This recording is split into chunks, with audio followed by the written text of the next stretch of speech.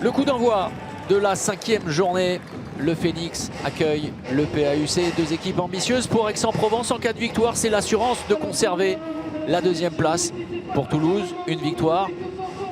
Et ce serait un rapprochement sérieux vers les prétendants aux accessibles.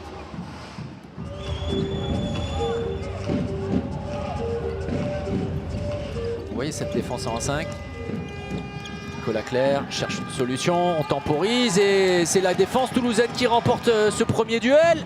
Et jusqu'au bout, Luc Steins, le Hollandais qui va inscrire le but du break déjà après 2 minutes. Très bonne séquence défensive et montée de balle.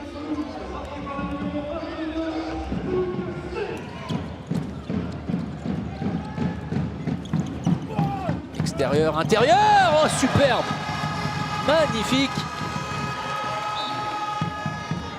Le bras est levé, aux Toulousains de déclencher avec Benalima. Le tir ultra puissant. Beaucoup d'activité de la part des joueurs d'Aix-en-Provence. Une nouvelle fois, l'oubli, c'est très bien joué. Avec Martin Larsen, l'induction est derrière le service. Oh, la lutte, le ballon est récupéré par Nori Benalima et ça peut faire très mal évidemment avec Ferran Solé-Salah. Et c'est le cas. L'égalisation à 8 partout. Les explications, rien du tout, ça n'est pas sifflé. Sur la diagonale, Nemanja Ilić, enfin, un Toulousain parvient à s'illustrer. 9e but.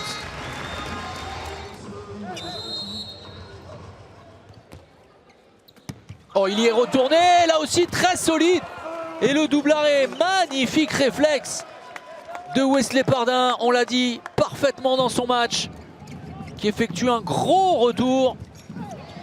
Et derrière, nouveau ballon perdu, et nouvelle sanction peut-être, nouvelle opportunité en tout cas. Il y en a des occasions, il est foudrage, Wesley Pardin, il a raison.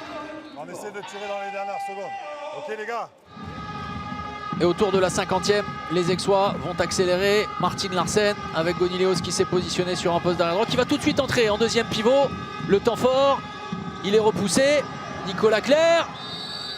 Oui, très bonne défense, mais surtout là aussi on parlait du manque d'inspiration des Aixois. C'est tellement mal joué au sortir du temps mort.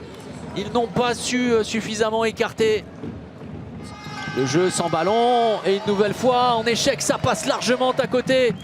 Avec Gonileos qui manque clairement de précision et ça peut faire très mal. Oh, superbe une nouvelle fois, heureusement que Wesley Pardin veillait.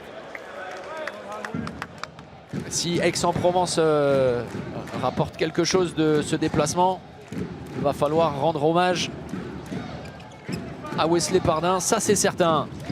Soudry, la série de croisés, et dans l'intervalle finalement, hors secteur, Luc Steins, bien joué.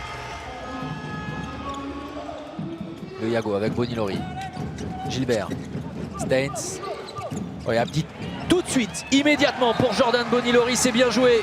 C'est du tableau noir. Voilà. Moment important avant l'entrée dans le Money Time. Ballon gratté par Nicolas Clerc à la course. Il ne fera pas la différence. Sauf qu'il n'y a pas de gardien. Et ça fait toute la différence. Le 22e but aixois. Ça peut changer beaucoup de choses. Oh, le passage en force. La séquence défensive. Et derrière, c'est Mathieu qui s'illustre en l'espace de quelques instants. Aix a refait son retard et même passé en tête. Le suspense est entier. Et les ballons vont devenir brûlants. Désormais, Steins s'est lâché hors secteur. Superbe pour Ferran Solé-Salah. Larsen repoussé. Le décalage pour Mathieu qui réalise une partie absolument fantastique. Mathieu et la balle pour égaliser. Avec Abdi, Gilbert.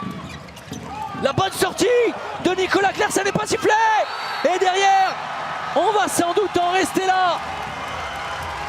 Et c'est finalement un match nul au bout du suspense entre Toulouse et Aix-en-Provence.